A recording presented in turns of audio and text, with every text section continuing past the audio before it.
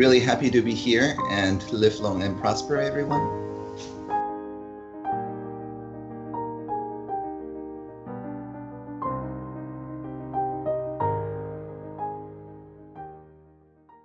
I would like to say that the mask availability map is the work of thousands of civic technologists, and certainly not myself. All I did was to code a portal to showcase the civil society's work. In a sense, I'm just hollowing out the clay to make a pot, but what's in the pot is the civil technologist's work. Apart from practicing the piano, which really is the way I relax on the weekends, I currently live with my married husband, Geraint, in Tokyo, and also a Shiba Inu dog, which I believe in Taiwan have been used as mascot or characters, but we have a second one now.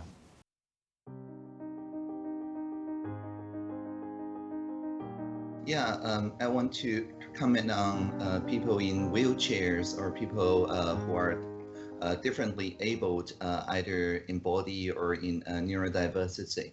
Back when I was a child, when Taiwan was still under the martial law, when the society was all about either conformance or resistance, you don't see many people in wheelchairs outdoors on the street. And that was not because that Taiwan is so healthy that people are not in wheelchairs, is that the public infrastructure was not friendly to people in wheelchairs. There was no concept of universal design and such, so that they would refrain from coming to the street and so on. And so I think it really changed in past 30 years or so in Taiwan, that we now consider not only wheelchairs, but also people with various different capabilities in body and in their neurodiversity to be first-class citizens. And you see a lot of people in various different body conditions and mental conditions on the street in Taiwan.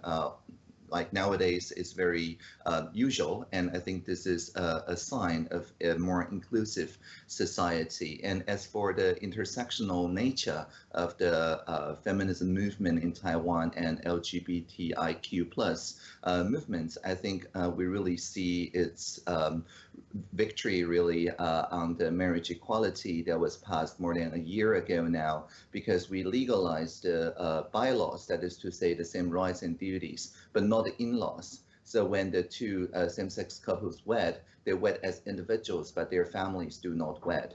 And this social innovation really prompted people of different generations and of different religions embrace this core concept of marriage equality. And nowadays, I think we're seeing a surge of popularity and social approval. I think it's up more than 10% compared to when it was first legalized. I think, compared to 40 years ago when I left Japan, it's changed quite a bit. And that is not just for women, but for, like you mentioned, foreign-born people. For example, I remember people being afraid of entering an elevator when it comes and a foreign person is in it. So they might be startled to enter the elevator back 40 years ago. But things like the natural or first reactions have changed. Also, there's been a lot of changes related to disabled people. But I also would like to mention LGBTQ-related, movements, changes over the past 10 years in particular. When, as a young guy living in the United States and having my first job, I never considered returning back to Japan. I actually had a very deep talk with my father when I came out to him at the age of 16, when he was asking me to go back to Japan for the university as an Asian person, that I would be more successful and have more opportunities with no racism if I worked and developed my professional career in Japan. But I had a chat about being gay. I cannot return back to Japan. I would have to close who I really am, and that's how I came out to my father. But here I am in Tokyo, and especially related to LGBTQ, there's been a lot of local governments that are starting to recognize partnerships for LGBT people, providing public housing, for example. And there are many NPOs that are educating younger people, which really is my passion and what's really important. And so there's been quite a big difference over the past 30, 40 years in Japan in many fronts. Back when we're starting to ration out masks, nowadays, if you're an adult, you get to procure from nearby pharmacies and so on, 9 medical masks every 2 weeks. If you're a child, it's 10 every 2 weeks. Back then, we were deciding between do we do the real name-based mask rationing based on the mobile payment system, for example, the Easy Card or Visa, MasterCard, and so on, so that we can automatically ensure that there's no double spending going on, or are we going to use the National Health Insurance card in the pharmacies? The first one, although we already have the system there, it doesn't take much to implement. It will only cover the people who are used to mobile payments as opposed to cash. And that's around half of our society. And our epidemiologist tells us if only half the population have mask, we might as well not ration the mask at all, because then it will not have any significant effect on counter coronavirus. So we chose to build new systems based on the National Health Insurance Card, which covers more than 99.99% of citizens and residents.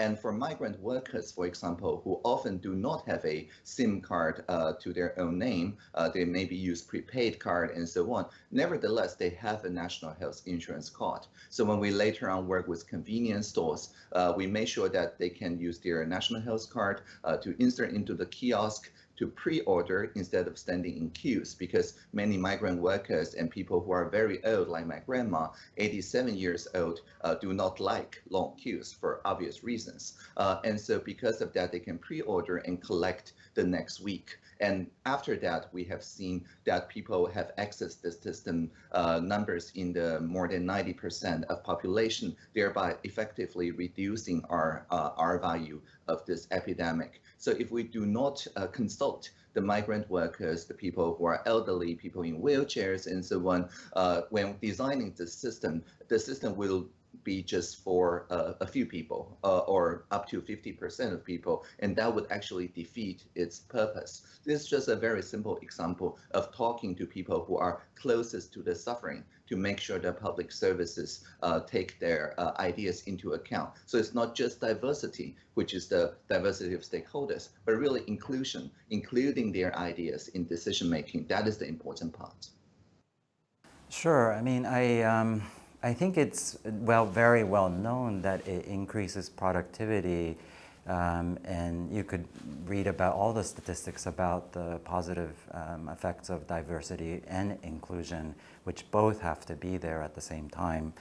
But you know, I would like to share, I think, my personal experience, which was that, as I mentioned, I came out at 16 and was quite active in the LGBT plus group we had on campus in the university.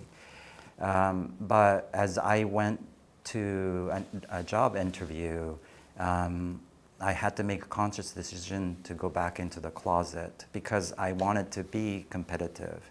And back in the mid-90s when I was looking for a job, it was you heard about being gay or lesbian as being just cause for dismissal from companies. And so it was competitively disadvantageous if I came out in the process of job interviews.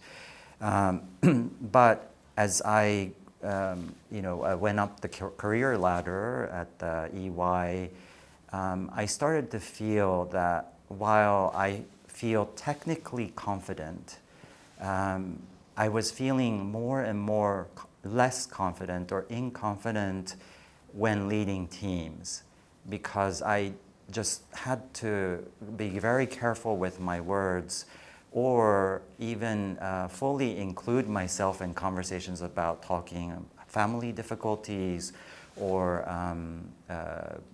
disputes between team members, for example.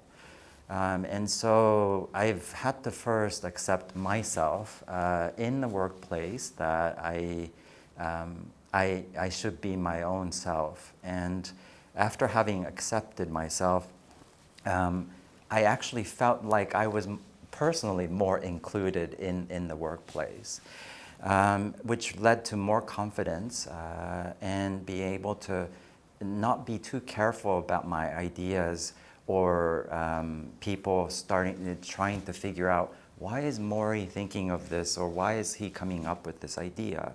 So personally, I really believe that from my experience, that my personal acceptance and inclusion has really helped me be honest about myself. And also EY, I think I was lucky to have worked for a company that actually really puts respect, teaming, which lead to enthusiasm, courage to lead, all these things that are actually in our value statement. And it's one of those things that I never really paid attention, but in going through this process of coming out at work, I really feel the significance of people being themselves. And I would like all of the people who are still closeted at EY, but also all the companies, to feel that they could be themselves and be more contributing to every day at work.